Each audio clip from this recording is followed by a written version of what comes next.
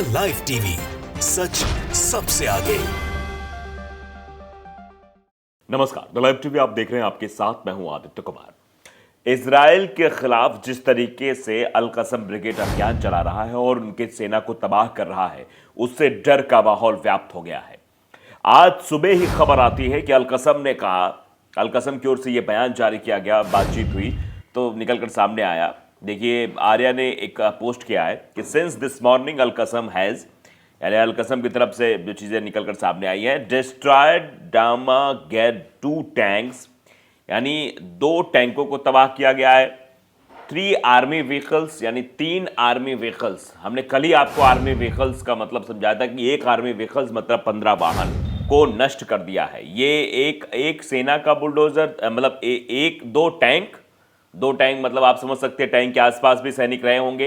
अगर सैनिकों की संख्या का हम देखें तो 3 इधर 6 सैनिक और 2 कम से कम टैंक पर रहे होंगे, यानी 8 से 10 सैनिक और 2 टैंक, यानी 20 सैनिक, 2 टैंक तबाह किए गए हैं। 3 सेना के वाहन, यानी 3 आर्मी व्हीकल्स, जो आर्मी व्हीकल्स, एक व्हीकल्स पे कम से कम 10 से 15 जवान तो रहे ही होंगे। 3 व्हीकल्स मतलब आप अप्रॉक्सीमेटली 50 कह सकते हैं, 50 जवान। एक सेना का बुलडोजर भी नष्ट कर दिया गया। बुलडोजर, 2 लोग मुश्किल से बुलडोजर में बैठे रहे होंगे। तो अगर हम टोटल देखें, जो आंकड़ा देखें, तो वो आंकड़ा लगभग 100 के आसपास होता हुआ दिखाई दे रहा। तो इससे आप अंदाजा लगा सकते हैं कि एक दिन में 100 सेना के जवान, यानी आईडीएफ के जवानों को तबाह किया जा रहा है, साथ ही साथ उनके संसाधनों को भी तबाह किया जा रहा है। 3 सेना के जवान जो है, 3 आर्मी व्हीकल्स, 2 टैंक्स और एक सेना का बुलडोजर, यानी 1 आर्मी बुलडोजर भी तबाह किया जा रहा है।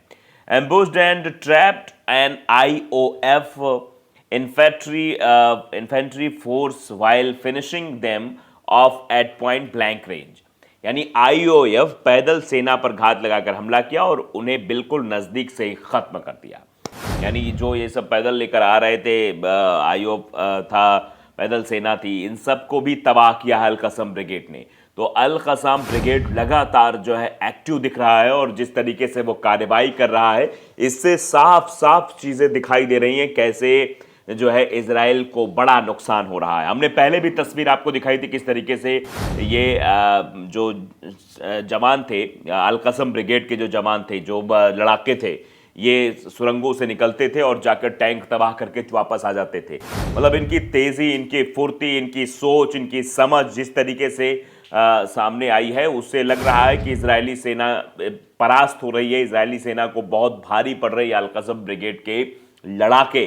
जिस तरीके से हमास लगातार अटैक कर रहा है, अल कसम ब्रिगेड अटैक कर रहा है, उधर से हिजबुल्लाह लेबनान की ओर से अटैकिंग मोड में जारी है। अमेरिका के अंदर भी डर या भय व्याप्त हो गया है किस तरीके से वो इन सब सिचुएशन से बाहर निकले। तो ये हम जो तस्वीरें दिखा रहे हैं, ये जो हम खबरें बता रहे हैं, आप देख सकते हैं किस तरीके से लगातार जो है हमास की ओर से, अल कसम ब्रिगेड की ओर से कार्रवाई की जा रही है। उस कार्रवाई के बाद हालत खराब हो रही है इजराइल की। इजराइल को कुछ समझ नहीं आ रहा है। इजराइल की हालत पूरी तरीके से खबा है। 3 आर्मी व्हीकल्स को तबाह कर दिया गया, 1 आर्मी बुलडोजर को तबाह कर दिया गया, 2 टैंक्स को तबाह कर दिया गया, यानी आईडीएफ की कमर तोड़कर रख दी है जिस तरीके से हमास कार्रवाई कर रहा है। और आगे भी जो अभी कार्रवाई होनी है वो भी लगातार जारी है। और अल कसम ब्रिगेड के बारे में कहा जाता है जिस तरीके से पहले से ये अपने आप को एक्टिव किए हुए है और जिस तरीके से लगातार अटैकिंग मोड में दिखाई दे रही है। 35,000 जो लड़ाके थे वो किस तरीके से सुरंग बनाकर बैठे हुए थे, वो इंतजार कर रहे थे कि इजराइल की तरफ से तो ज़मीनी हमला होगा और ज़मीनी हमले का कैसे जवाब देना है, कैसे इनके टैंकों को तबाह करना है, कैसे इनके लोगों को तबाह करना है, ये जो है पहले से ही सोच रखा था और वो सोच के मुताबिक काम होता हुआ दिखाई दे रहा है। और इससे आप अंदाज़ा लगा सकते हैं कि आने वाले टाइम में, आने वाले समय में किस तरीके की और गतिविधियां दिखाई पड़ सकती हैं, किस तरीके की चीज़ें और हो सकती हैं। तो गाज़ा में जो हमला इजराइल लगातार कर रहा है, जो ज़मीनी लड़ाई लड़ने की बात कर रहा है, उसका मुंह तोड़ जवाब अल कसम ब्रिगेड की ओर से दिया जा रहा है, हमास की ओर से दिया जा रहा है। तो तरह तरह की चीज़ें इस युद्ध में दिखाई दे रही हैं। जिस तरीके से लगातार अटैकिंग मोड में दिखाई दे रहा है हमास और इनके हमलों को तबाह कर रहा है, इजराइल के हमलों को तबाह कर रहा है, इजराइल के ज़मीनी अटैक को तबाह कर रहा है, इनकी सेना को तबाह कर रहा है, इनके टैंकों को तबाह कर रहा है। और जब जैसा कि हमने पहले भी आंकड़ा बताया था कैसे 96 टैंक्स को अभी तक तबाह किया जा चुका है, इसमें ये और इजाफा हो रहा है। यानी रोजाना की अगर बात करें, रोजाना 4-5 टैंक तबाह हो रहे हैं। ऐसे में इजराइल की ताकत किस तरीके से कमजोर हो रही है। इजराइल भले ही अपने पीछे अमेरिका के खड़े होने का दावा करता है, वो दावा करता है कि सुपर पावर उसके पीछे खड़ी हुई है, उसका कोई कुछ नहीं बिगाड़ सकता, तो ये बात उसको भी समझनी होगी कि जिस तरीके से अमेरिका, क्योंकि अमेरिका दोहरा युद्ध लड़ रहा है। अमेरिका यूक्रेन और रूस का जो युद्ध हो रहा है उसमें भी यूक्रेन को हथियार सप्लाई कर रहा है, इधर वो इजराइल को भी हथियार सप्लाई कर रहा है। इसलिए इतना आसान नहीं होगा कि एक तरफ से खड़ा होकर अमेरिका फ्रंट पे आकर लड़ाई लड़ता हुआ नजर आए, क्योंकि अगर अमेरिका फ्रंट पर आता है तो ईरान फ्रंट पर आ जाएगा, और ईरान जब फ्रंट पे आ जाएगा तो वो इजराइल से युद्ध तो नहीं करेगा ना, वो सीधे सीधे अमेरिका से युद्ध करेगा। फिर आप समझते हैं कि जो थर्ड वर्ल्ड वॉर की जो संभावनाएं दिखाई दे रही थी वो सच साबित होती हुई नजर आएंगी। जिस तरीके से लगातार अटैकिंग मोड में हम बात करें कि दिखाई दे रहा है हमास, और इजराइल जो है मानने को तैयार नहीं, वो अपनी हार को भी स्वीकार नहीं करता है। जो खबरें सामने आती हैं, जो बातें निकलकर सामने आती हैं, उन बातों को भी स्वीकार नहीं करता है। लेकिन आप भी जानते हैं कि लगातार हमास जो है वो एक्टिव दिखाई दे रहा है। हमास के हमलों के बीच इजरायली प्रधानमंत्री बेंजामिन नेतन्याहू भी परेशान दिखाई दे रहे हैं। सुरंग का जिक्र कर रहे थे, युद्ध विराम का जिक्र कर रहे थे। क्यों ये सब जिक्र किए जा रहे हैं, क्यों युद्ध विराम की बातें अब जो है बेंजामिन नेतन्याहू के द्वारा की जा रही हैं? इसलिए क्योंकि बेंजामिन नेतन्याहू को भी पता है कि जब तक सुरंग पर हम कब्जा नहीं कर लेते या सुरंग में घुसे हुए उनसे युद्ध नहीं कर लेते, क्योंकि जिस तरीके सुरंग से निकलकर अल-क़ासम ब्रिगेड हो या हमास हो, जिस तरीके से वो अटैकिंग मोड में है, जिस तरीके से इजरायली सेना को तबाह कर रहे हैं, उससे मुसीबत बढ़ गई इजरायली सेना की कि आने वाले समय में स्थितियां तो और भयावह हो सकती है। आने वाले समय में मतलब लगातार जो अटैक हो रहा है, जो चीज़ें दिखाई दे रही वो इजराइल के पक्ष में नहीं। इसीलिए इजराइल सोच रहा है कुछ दिन युद्ध विराम करके पहले हम सुरंग खोजने की कोशिश करें, सुरंगों को समझने की कोशिश करें, उसके बाद आने वाले समय में होगा।